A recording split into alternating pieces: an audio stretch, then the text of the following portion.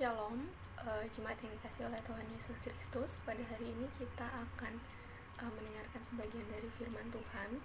Sebelum itu marilah kita bersatu dalam doa memohon pimpinan Roh Kudus. Mari berdoa. Tuhan Yesus, kami mengucap syukur untuk hari ini kami boleh bersama-sama mendengarkan kebenaran firman Tuhan. Tuhan yang mau berkati kiranya kebenaran yang disampaikan oleh hamba-Mu ini boleh sesuai dengan kehendak-Mu. Berkati juga teman-teman dan pastor yang akan mendengarkan firman ini. Kiranya Tuhan senantiasa berkati mereka. Terima kasih Tuhan Yesus. Dalam nama Tuhan Yesus kami sudah berucap syukur. Amin. Pada hari ini kita akan mendengarkan firman Tuhan yang diambil dari 1 Tesalonika pasal yang keempat. 1 Tesalonika pasal yang keempat ayat pertama sampai yang keenam. Teman-teman saya undang untuk membuka Alkitab bersama-sama. 1 Tesalonika 4 ayat yang pertama sampai dengan yang ke-6. Saya akan membacakannya. Nasihat supaya hidup kudus. Akhirnya, saudara-saudara, kami minta dan nasihatkan kamu dalam Tuhan Yesus. Kamu telah mendengar dari kami bagaimana kamu harus hidup supaya berkenan kepada Allah. Hal itu memang telah kamu turuti. Tetapi baiklah kamu melakukannya lebih bersungguh-sungguh lagi. Kamu tahu juga petunjuk-petunjuk mana yang telah kami berikan kepadamu atas nama Tuhan Yesus. Karena inilah kehendak Allah, pengudusanmu, yaitu supaya kamu menjauhi percabulan, supaya kamu masing-masing mengambil seorang perempuan menjadi istrimu sendiri dan hidup di dalam pengudusan dalam penghormatan, bukan di dalam keinginan hawa nafsu, seperti yang dibuat oleh orang-orang yang tidak mengenal Allah. Dan supaya dalam hal-hal ini orang jangan memperlakukan saudara-saudaranya dengan tidak baik atau memperdayakannya, karena Tuhan adalah pembalas dari semuanya ini, seperti yang telah kami katakan dan tegaskan dahulu kepadamu. Amin. Demikianlah firman yang dituliskan dalam 1 Tesalonika pasal yang keempat ayat 1 sampai 6. Saya mengambil judul yaitu tantangan dunia tidak menghalangi orang percaya untuk hidup kudus. Nah, di dalam firman ini Paulus mengingatkan, menasihatkan kepada jemaat di Tesalonika untuk tetap hidup kudus dan menjauhi percabulan. Nah, hidup di zaman modern ini tidaklah mudah menurut saya bagi orang Kristen, karena semakin banyak tantangan untuk menghalangi iman kita untuk bertumbuh. Salah satunya adalah penggunaan sosial media, alat-alat elektronik yang membuat manusia menjadi semakin terlena dan menganggap bahwa barang-barang ini dapat digunakan untuk menghibur diri, untuk membuat kita senang dan lain sebagainya. Hal ini justru memang mempermudah banyak hal positif yang didapat, namun satu hal yang mau saya soroti di sini, karena ini membuat semakin mudah dan menginginkan manusia untuk mendapatkan hal-hal instan. Ini akan membuat iman kita semakin goyah dan mencari hal-hal yang membuat diri kita senang dan tidak menghiraukan firman Tuhan. Nah, salah satu hal yang ingin saya angkat, fakta yang saat ini sedang kita hadapi, bahwa kita ada dalam situasi menghadapi COVID-19 ini. Kita semakin sering di rumah dan bekerja dengan komunikasi melalui alat elektronik, belajar juga melalui alat elektronik. Ini akan menjadi semakin sulit bagi kita untuk mengontrol diri, bahwa seharusnya kita menggunakan itu untuk memuliakan nama Tuhan, bukan hanya untuk menghibur diri kita atau mengabaikan firman Tuhan. Nah, tantangan dunia yang tidak menghalangi orang percaya untuk hidup kudus. Lalu bagaimana cara Tuhan mengajarkan kita, menasihatkan kita untuk tetap hidup kudus melalui 1 Tesalonika 4 ayat 1 sampai 6. Di sini saya akan menjabarkan ada 3 prinsip hidup kudus yang dituliskan dalam surat Paulus ini kepada jemaat di Tesalonika. Yang pertama yaitu komitmen serius untuk hidup dalam kekudusan. Nah, posisi jemaat pada saat itu adalah di tengah pemerintahan Romawi. Mereka dikekang untuk beribadah, mereka dijauhi para tetangga, mereka dikucilkan, dan ini membuat situasi umat percaya pada saat itu merasa sangat sangat dikucilkan seperti itu. Namun ketika Paulus mendengar kabar bahwa jemaat di Tesalonika justru malah bertumbuh imannya, justru mereka semakin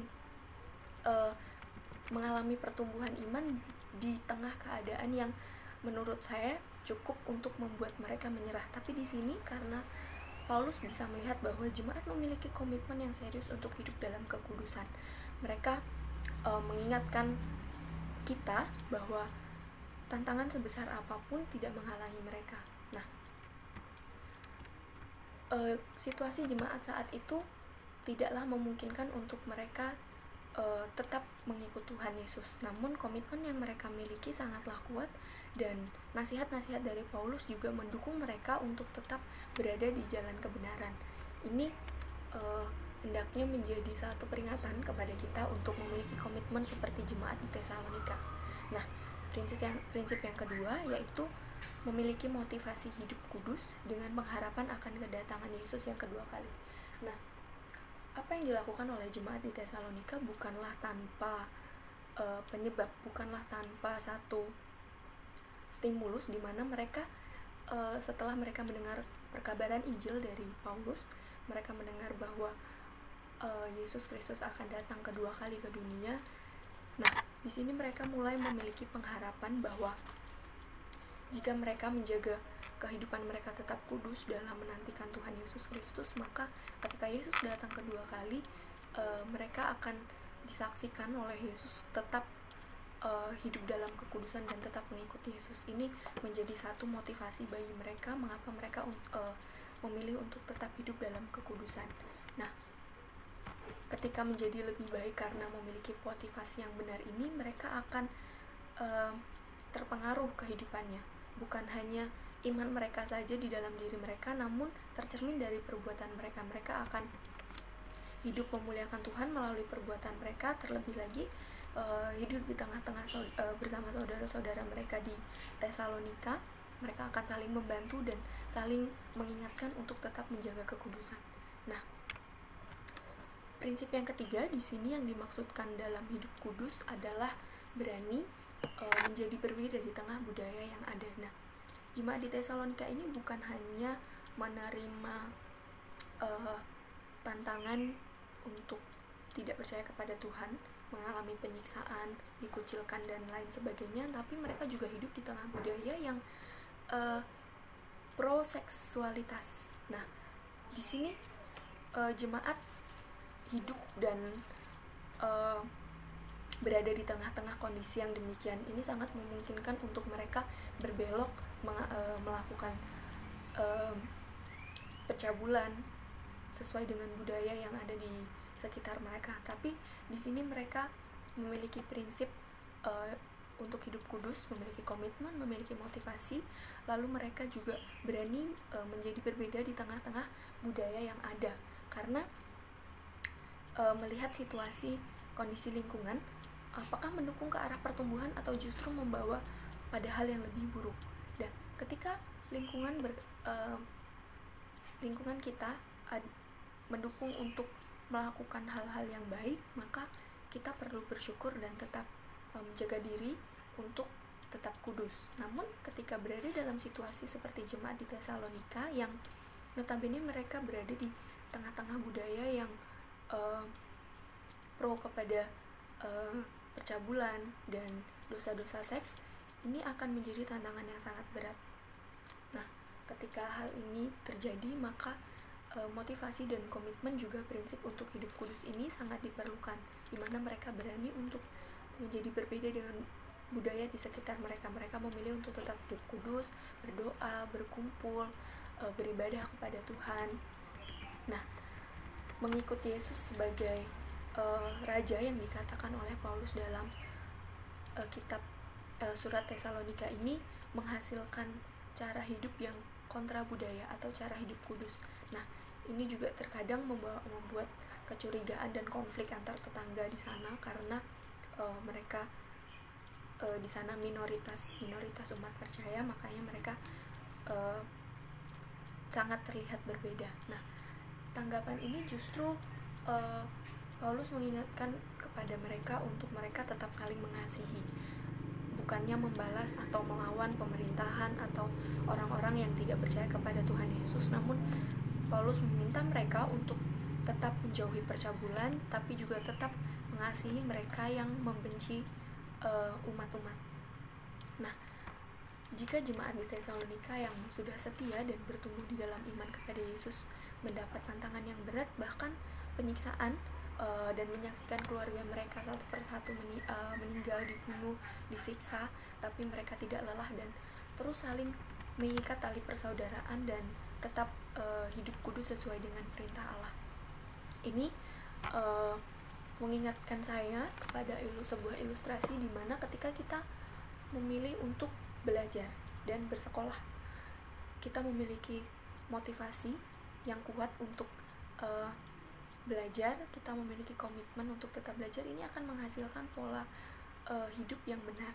Bagaimana kita tetap bersekolah, belajar, produktif, menghasilkan nilai yang baik, dan bergaul, bersosialisasi itu akan senantiasa mengikuti di belakang karena kita memiliki motivasi, komitmen, dan prinsip yang benar untuk belajar. Nah, di zaman saat ini, di dunia modern saat ini, kita menerima tantangan yang begitu berat, namun tidak lupa bahwa di sisi lain kita juga menerima pengingat yang senantiasa ada melalui firman Tuhan, pendeta, renungan harian. Bahkan di saat pandemi seperti ini, kita menerima kondisi beribadah di rumah. Itu sebenarnya menjadi pengingat supaya kita tetap berada di hidup yang kudus, menjauhi percabulan, dan tetap menaati perintah Allah. Bagaimana kita meresponi semua ini? Bagaimana kita mau hidup tetap taat seperti prinsip yang diajarkan oleh Paulus dalam jemaat di Tesalonika, untuk tetap berkomitmen, memiliki motivasi yang benar, dan memiliki prinsip yang benar juga. Ini akan menolong kita untuk tetap setia dan bertumbuh di dalam iman kepada Yesus Kristus. Nah, hendaknya prinsip ini dapat menguatkan kita sebagai orang percaya yang hidup di tengah zaman yang semakin modern dan dalam menghadapi ajaran-ajaran yang semakin menyimpang. Kiranya kita mampu melawan dan bertahan untuk tetap setia mengikut Tuhan Yesus. Terima kasih, demikian yang dapat saya sampaikan melalui khotbah kita hari ini. Kiranya firman hari ini dapat memberkati kita semua. Mari kita bersatu dalam doa. Tuhan Yesus, kami mengucap syukur untuk kasih setia Tuhan.